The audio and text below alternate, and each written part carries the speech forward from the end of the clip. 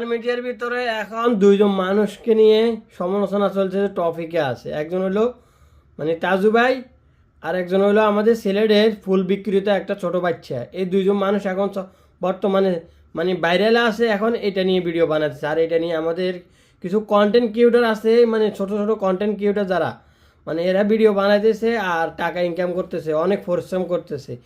মানে কি একটা আজব! এটা দেখে আমি পুরাই অবাক হয়ে গেছি। মানে যে মানুষটা ভাইরাল হয়, মানে তার পিছনে মানে তেল কীভাবে লাগাইতেছে, মানে কি মানে টাকা ইনকাম করার জন্য, মানে ভিউ দান্দা করার জন্য কি করতেছে। কিছুদিন আগে রিয়া আক্তার নামে একটা মেয়ে ফুল বিক্রেতা, মনে আসেনি তার কথা? মানে ভাইরাল হয়েছে, ভাইরাল হওয়ার পরে তারে ফেসবুক আইডি খেলে দেয়, তার মোবাইল কিনে দেয়, এখন তার কোনো খবরও নেই। এটা হলো আঙ্গ বাংলাদেশের অবস্থা, বুঝতে পারছেন? তার কোনো এখন খবরও নেই, কারণ ওই যে আবেগ, বাংলাদেশে বেশি আবেগ ন, এই কারণে। এখন কি আমি কি কমু, মানে কি একটা আজব!